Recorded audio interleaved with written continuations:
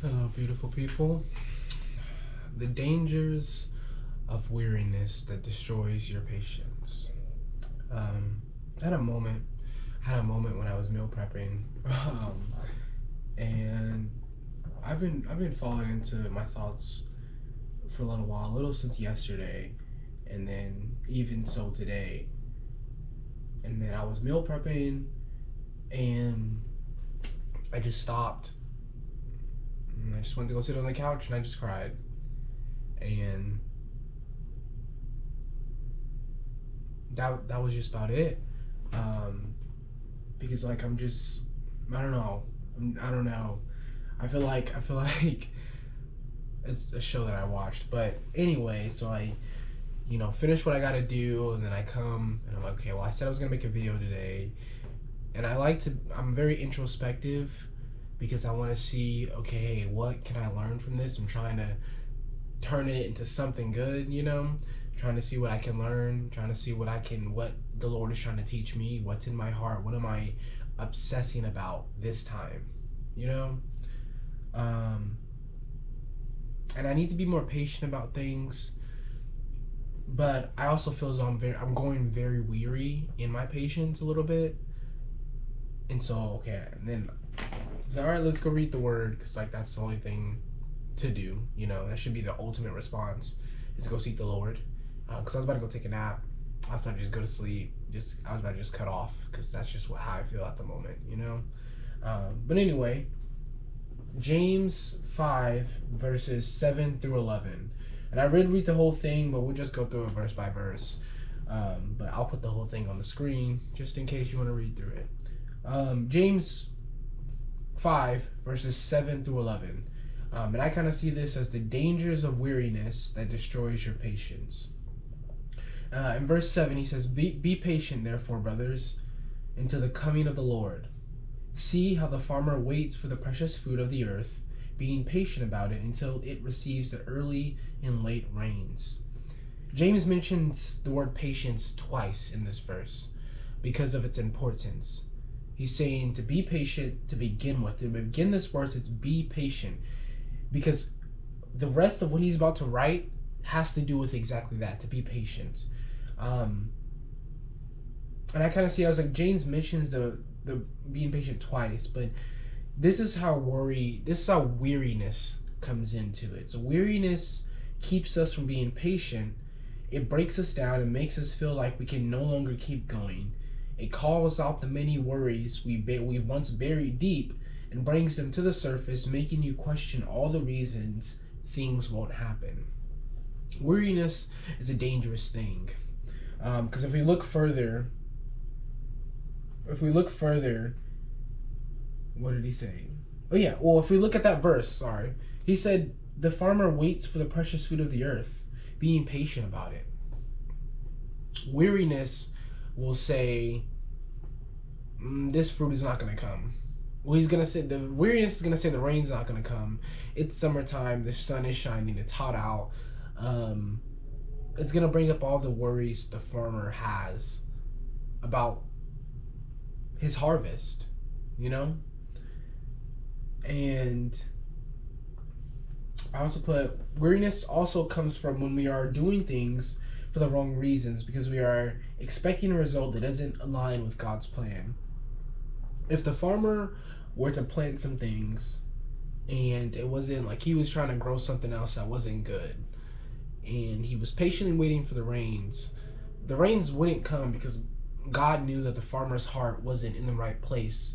He didn't sow the right seeds for him to be blessed with the rains, for him to grow his harvest. I hope that kind of makes sense. But weariness hits me in a season of waiting. Not even a season, just a moment of waiting. Weariness hits me when just like I'm tired most. I'm tired. I feel as though my efforts aren't yielding anything, and that's kind of how weariness comes to me, especially when being waiting. Like, I can be a farmer and I can plant fruit, and after a while I'm like continuing to continue to do these things, and then if I don't see any fruit, but like I don't know, I overthink a lot, and I think about many things, and so that weariness comes to me in the form of thinking about many things. And I'm just like, oh, like, okay, like nothing's there, nothing's, especially if I'm not seeing anything or I'm not feeling anything, something like that. It's just like done with, you know. And this is kind of where I feel it most, is like we also go weary because we are simply just too tired. I'm just tired. And I attribute this to Exodus 17:12, and it's in the Old Testament, Exodus, with Moses and the Israelites. But Exodus 17:12 says, where is that? I know what it says, but I want to read it off of here, so don't judge me. Dang, where's that? It's like Moses' hand. Dude, I literally just read it. Oh, it says, but Moses' hand grew weary, so they took a stone and put it under him, and he sat on it, while Aaron and her held up his hands on one side and the other, on one side and one on the other. So like, even Moses, so like an Old Testament prophet like Moses, he grew weary, and he wasn't waiting. Well, he was waiting, but like he was doing something in the will of the Lord, and he still grew weary. You know, so it's not like it's not like this profound thing like, oh, he got tired. Oh yeah, he was human. You know, he got tired just like we get tired when we're waiting on stuff, you know? I also put like weariness can also come from selfish ambition. For myself, I attribute it to James 3:6. Like when I'm waiting for something, sometimes I get weary because I'm being patient, but I'm also only thinking about myself, or like I'm having a selfish ambition or jealousy or bitterness or whatever it is for myself. And of course I'm going to get weary because I'm restless, you know? In James 3:16, it says for where jealousy and selfish ambition exists, there will be disorder in every vile practice.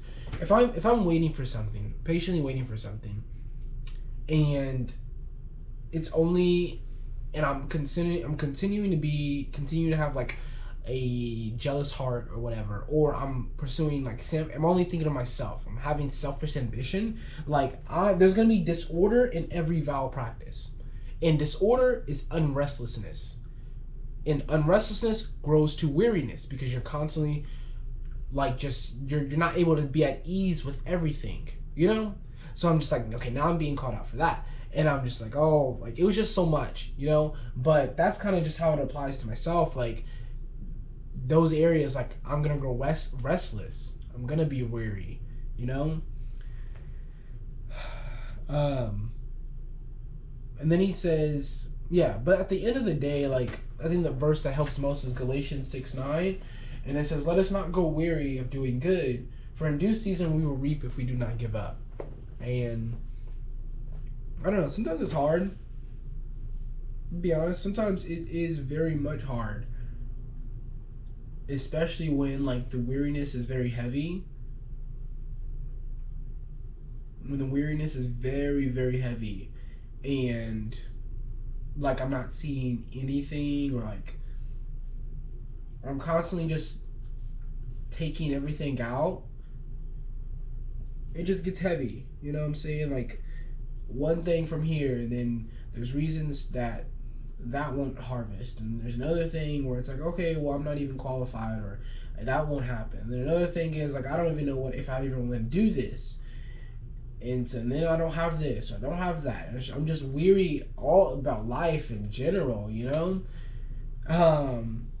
But yeah, so I'm being patient, but I wouldn't say I'm suffering. But yeah, I'm just trying to be patient for things or whatever, but I'm just going weary during it. That's just simply how it is, I guess. But if we move down to verse 10, right, we'll skip over 2 verses, but it says, as an example of suffering and patience, brothers, take the prophets who spoke in the name of the Lord. Behold, we consider those who blessed who remain steadfast. You have heard of the steadfastness of Job, and have seen the purpose of the Lord, how the Lord is compassionate and merciful. Okay. Purpose of the Lord. So, yeah, so...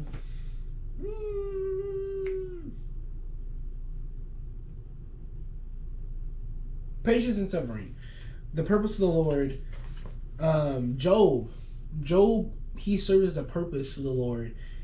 I thought I wrote something down, but I guess not. I did. I said everything has a purpose, whether to build you up or to teach you something that will build you up. And it's always like, what do you need to learn in that present moment?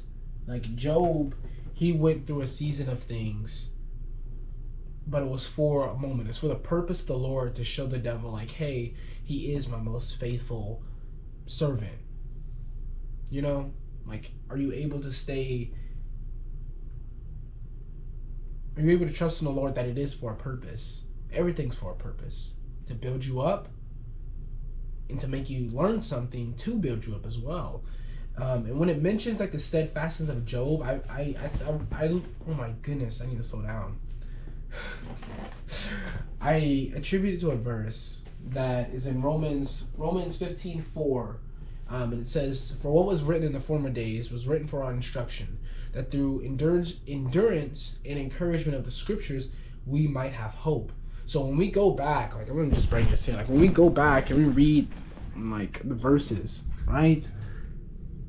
We read all these verses from the Old Testament, New Testament. Like, this is our hope. This is our encouragement to keep going whenever we're growing weary about something. When we're doing good, when we're walking in the purpose of the Lord, this is our hope. That what was written in the former days in Exodus and Leviticus and Genesis and Job and Jeremiah and Proverbs and Psalms and Micah and not Tyler, that's his name, but and Micah and Jonah, all these Old Testament verses or stories, that's our confidence in what the Lord will do. Just like in Hebrews it says, by faith they endured all these things.